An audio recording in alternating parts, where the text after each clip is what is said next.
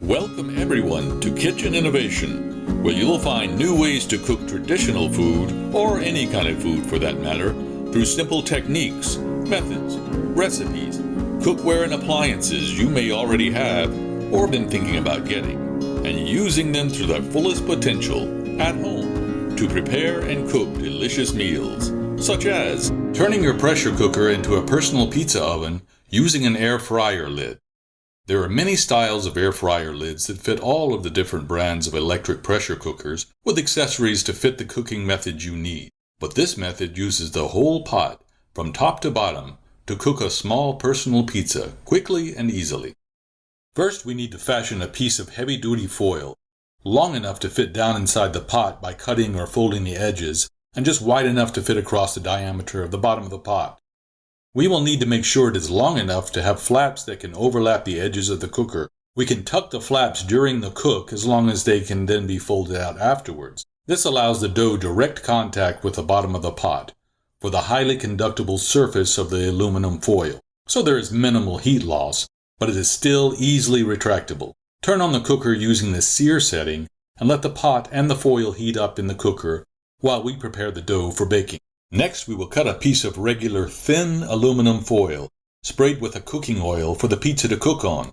An option is to sprinkle the foil with a light coating of baking soda, just light enough to add an extra browning agent to the bottom of the pizza, but not too heavy that it will give a bitter taste to the crust. Our first method is to place the raw pizza dough onto the piece of foil with a coating of pizza sauce and grated Parmesan cheese to bake into the crust, which we can top later.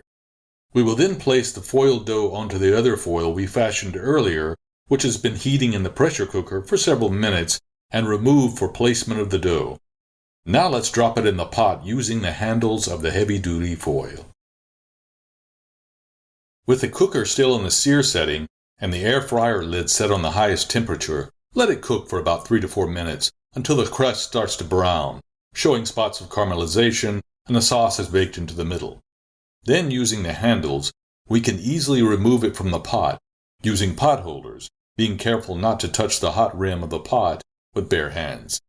We can let it cool on a rack, allowing for the moisture to escape and the dough to stay crisp on the outside. We can see the nice browning on the bottom, which will only get better with the second baking. At this point, we can add a little more sauce, with any toppings that you like, or just leave it as is to be topped later. Either way, we can wrap it in foil and place it in the freezer for storage. After it's been topped and thawed, we can bake it in a hot, conventional infrared, convection, or toaster oven to get that double-baked pizzeria style, thin and crispy, or soft and puffy crust, whichever dough you originally chose. The second method is a single cooked pizza from raw dough to a piping hot pie by lowering the fully topped dough into the cooker still set to sear with the foil as shown before, and covering it with the air fryer lid set to the highest temperature, letting it cook to preference and taste, about 5 to 7 minutes.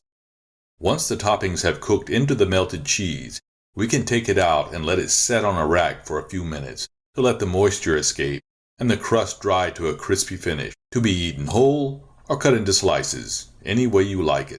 That's all it takes to bake your own personal pizzeria-style pizza, right at home, anytime, with a pressure cooker, air fryer lid, and a little bit of aluminum foil.